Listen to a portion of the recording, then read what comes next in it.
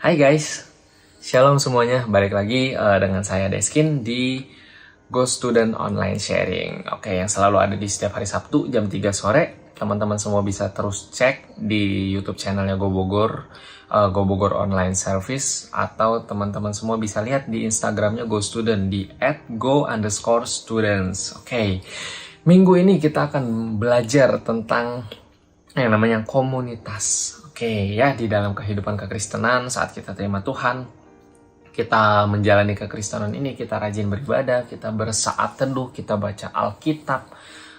Itu adalah satu hal yang baik gitu ya. Tapi mungkin dalam perjalanannya kadang-kadang ada pertanyaan, ada kebingungan yang kita nggak bisa jawab seorang diri. Kadang-kadang juga mungkin kita tanya Tuhan, kita belum tentu langsung dengar jawaban atau suara dari Tuhan gitu ya. Nah, disitulah kita butuh yang namanya komunitas. Jadi di dalam komunitas kita bisa sama-sama belajar. Di dalam komunitas ada yang namanya gaya hidup pemuritan. Kita belajar untuk dimuridkan, bagaimana setiap kita bisa dimentor ya teman-teman. Nah, kemudian kita juga nanti akan belajar memuridkan. Nah, di mana gaya hidup pemuritan ini sudah dipraktekkan oleh Tuhan Yesus dan juga para muridnya gitu ya, para rasul gitu. Sehingga di dalam komunitas ini karya keselamatan yang Tuhan Yesus lakukan itu dampaknya jauh lebih besar lagi setelah dia terangkat ke surga. Peran dari murid-muridnya ini kan begitu luar biasa yang melalui komunitas. Justru komunitas ini yang membuat dampak yang begitu luar biasa. Nah, di hari ini aku akan rangkum dalam 3 poin ya. Kenapa sih kita perlu komunitas dan kenapa komunitas itu penting.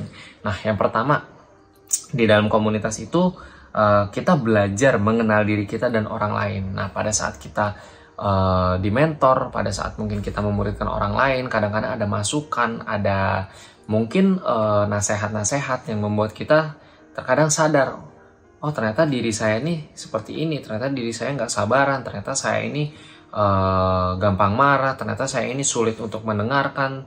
Dan jadinya banyak hal-hal yang mungkin kita nggak bisa lihat, tapi melalui komunitas kita bisa lebih mengenal diri kita. Dan kita juga bisa belajar untuk mengenal orang lain. Sehingga di dalam komunitas ada kehidupan saling yang kita bisa praktekkan, saling mengasihi. Itu kan salah satu apa yang Tuhan ajarkan, bukan? Nah, di Yakobus 1 ayat 2 dikatakan, saudara-saudaraku, anggaplah sebagai kebahagiaan apabila kamu jatuh ke dalam berbagai-bagai pencobaan. Nah, pencobaan di sini tuh arti kata bahasa aslinya adalah perasmos, yang artinya itu adalah mengalami Tuhan. Jadi Yakobus memesankan di sini, ketika kita mengalami gesekan, mungkin ada clash di dalam komunitas itu, mungkin ada yang membuat kita tidak nyaman karena kita dikritik, dinasehati. Ternyata kita diingetin untuk kita berbahagia, untuk kita tersenyum, untuk kita tetap happy, untuk kita tetap bersemangat. Kenapa? Karena gesekan itu, hal yang gak enak itu, artinya adalah kita sedang mengalami Tuhan. Agar kita terus belajar, kita semakin bertumbuh lagi. Nah, itu nyambung ke poin yang kedua. Jadi di dalam komunitas kita akan bertumbuh dalam kedewasaan rohani. Ya, di Amsal kan dikatakan yang besi menajamkan besi, ya kan, manusia menajamkan sesamanya manusia. Jadi melalui setiap gesekan itu kita akan belajar untuk kita semakin dewasa lagi. Kita akan belajar, oh ternyata kita semakin dipertajam lagi di dalam Tuhan. Nah, kemudian yang ketiga, di dalam komunitas kita akan beroleh kekuatan. Oke, di Pengkhotbah 4 ayat 12 dikatakan, dan bila mana seorang dapat dikalahkan, 2 orang akan dapat bertahan. Tali 3 lembar tak mudah diputuskan. Nah, jadi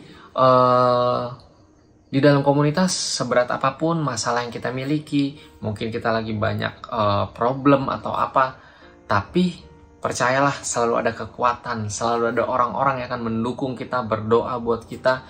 Jadi begitu luar biasa ya, komunitas ini membuat kita belajar, membuat kita terus bertumbuh, dan kita terus punya kekuatan. So, buat kalian yang belum punya komunitas, harus segera cari komunitas yang benar, yang pastinya membuat kita terus belajar, bertumbuh, dan selalu ada kekuatan di dalamnya. Oke, itu aja, sekian dari saya. Semoga memberkati.